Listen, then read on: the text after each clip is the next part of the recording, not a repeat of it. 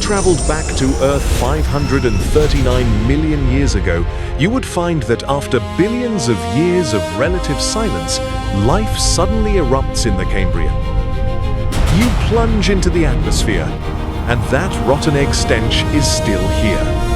But after 2 billion years of cyanobacteria scrubbing the air, the sky is now blue beneath white clouds. Atmospheric oxygen has surged to about 10% of modern levels, and a thin ozone layer is beginning to form.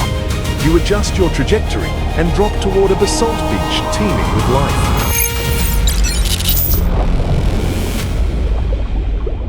You splash into the shallows, and what you see makes your heart sink. The once thriving seafloor is desolate, the Ediacaran Biota are gone. And the killers are the very cyanobacteria that once nourished life across these seas. As meltwater from the glaciations washes enormous loads of nutrients into the ocean, cyanobacteria bloom explosively, but they live fast and die fast. Vast numbers die within a short time, and as they decay, they consume oxygen while releasing highly toxic hydrogen sulfide. The defenseless, soft-bodied Ediacaran organisms cannot survive this 1 to 2 punch of suffocation and poison. Across the sea floor, they disappear in massive numbers. Yet beneath this silent seabed, another revolution has already begun. You look down. The sediment keeps bulging as tiny animals, too small to make out clearly, burrow underground, swallow the sediment, then expel it from the other end. The microbial mats covering the seafloor are ripped apart by tunnel after tunnel, allowing oxygen-rich seawater to seep deeper into the sediment.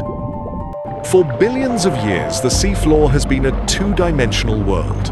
Now, for the first time, animals are digging it a basement. The seawater itself is changing too. Weathering on the continents carries calcium, phosphorus, and other materials into the shallow seas, while shifts in ocean chemistry allow more and more animals to deposit minerals onto their bodies, forming hard shells, plates, and spines. A few million years later, millimeter-scale tubes, cones, and tiny armor plates litter the seafloor. These are the early Cambrian small shelly fossils. For the first time, life is putting on armor on a massive scale. The upgrade in attack and defense has quietly begun. You swim on, and a pale gray structure rises out of the murky shallows. Dense clusters of archaeocyaths, together with sponges and microbes, form one of the earliest animal reefs. Cavities and crevices within the reef become shelters for countless small creatures. Life is beginning to reshape the seafloor on a large scale, building the framework for more complex ecosystems. After who knows how many more years, the sediment beside your feet suddenly stirs. Several trilobites crawl out of the mud. A hallucigenia passes your leg with 7 pairs of spines raised along its back. While behind you, an opabinia waves its 5-eyed face in your direction, seemingly just as curious about you. The Hox gene toolkit has come into its own. Life has gained access to the design controls, and it is printing like mad. You are completely absorbed in the world around you when the current behind your back suddenly accelerates. You spin around. A 2-meter monster is charging straight at you. Its body looks like a train assembled from armored segments. Huge compound eyes crown its head.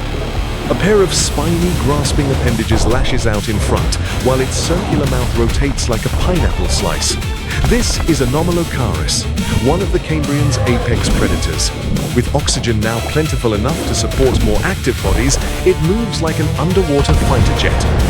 The seafloor has gone from peaceful neighborhood to gladiator arena. You spend the next 2 million years running for your life and, in a panic, dive into a dark trench. Then comes the most astonishing sight yet. A tiny, translucent Kunenmingia. Through its translucent body, you can see one of the oldest known vertebrate body plans. Yes, this is part of the ancestral lineage leading to you, me, and every vertebrate alive today. Without realizing it, you have reached what is now Chengjiang, Yunnan, the grand exhibition hall of Cambrian life. Giant Lianchoilia glide calmly through the water, Fuxianhuia swarm past in groups, and the ornate carapaces of Isoxis flash nearby. From 3-centimeter vertebrate relatives to 2-meter Anomalocaris, from filter feeders to giant apex predators, life is testing nearly every major body design.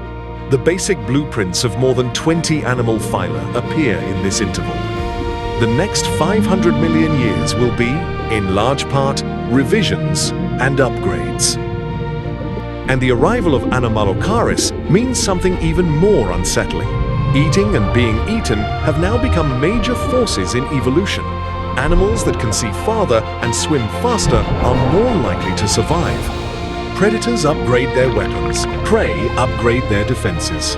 The Cambrian Explosion rapidly shifts from a competition in body design into an evolutionary arms race. But this frenzy is also creating trouble. Continental weathering keeps delivering phosphorus and other nutrients into the ocean. Life blooms at the surface, then sinks after death into deeper water.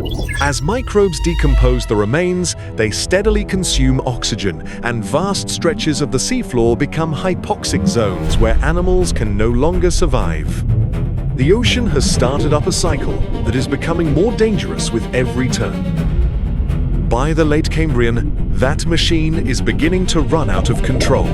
Large parts of the deep ocean remain oxygen-starved for long periods, and in some places, layers of hydrogen sulfide-rich water even develop. Whenever sea level or ocean circulation shifts, this oxygen-poor deep water can surge onto the continental shelf, sometimes invading the shallow seas where animals are concentrated. After running at full speed for tens of millions of years, the Cambrian's frantic life-printing machine is finally starting to jam again and again. One afternoon, 485 million years ago, you are suddenly jolted awake by a chill. The seawater is cooling. Sea level is dropping fast, turning shallow seas into exposed tidal flats. Oxygen-poor water kills trilobites in swamps, while brachiopods clamp their shells shut. Near the end of the Cambrian, in the space of just a few 100,000 years, rapidly changing environments wipe out about 50% of species. The 5-4 million year Cambrian frenzy of biological invention ends with a massive clearing of the board. But extinction is not the end. It is a reset. The ecological vacancies left behind have already turned the light green for the next era's arrivals.